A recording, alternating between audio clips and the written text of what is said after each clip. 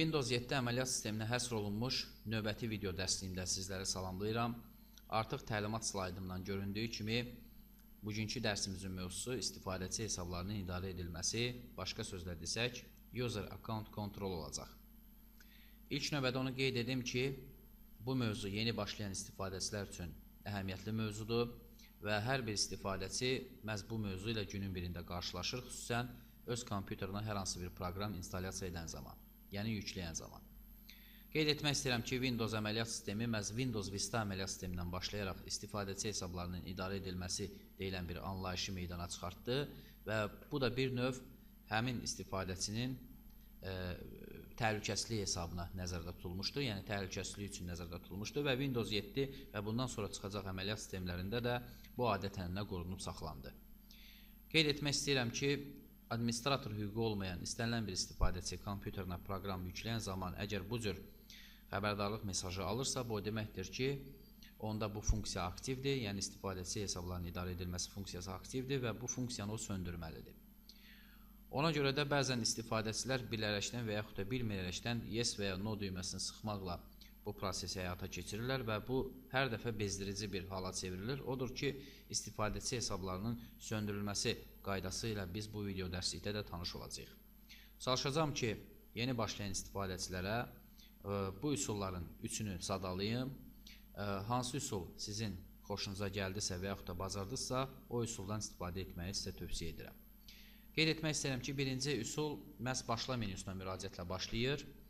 Bunun üçün biz panel upravleniya, yəni idarəetmə panelinin elementləri deyilən düyməni sıxırıq və beləliklə biz idarəetmə panelinin özünə daxil oluruq. Burada göründüyü kimi sistema bezopasnost deyilən xüsusi bir bölmə var.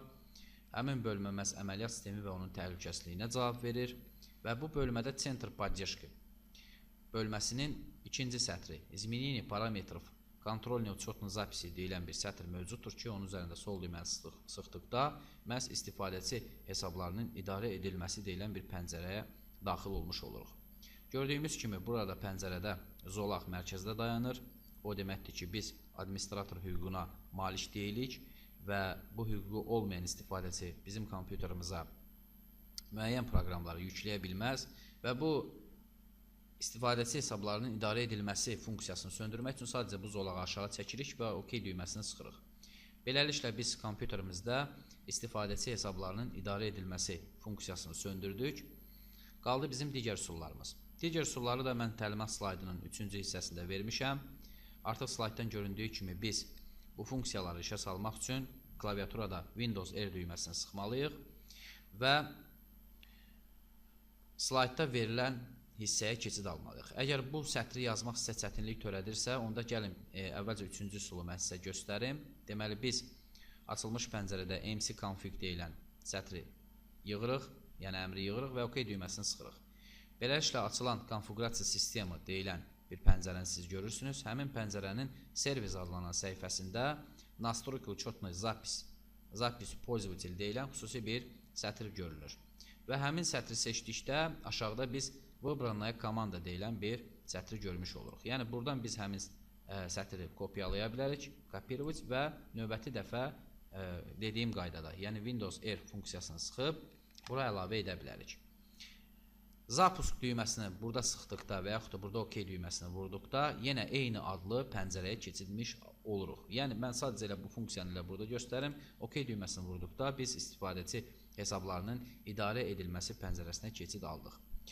Yenə də burada əgər sizdə bu zolaq mərkəzdə dayanıbsa, bu deməkdir ki, biz kompüterimizə müxtəlif proqramları instalyasiya edə bilməliyik. Çünki bizdə administrator hüququ yoxdur.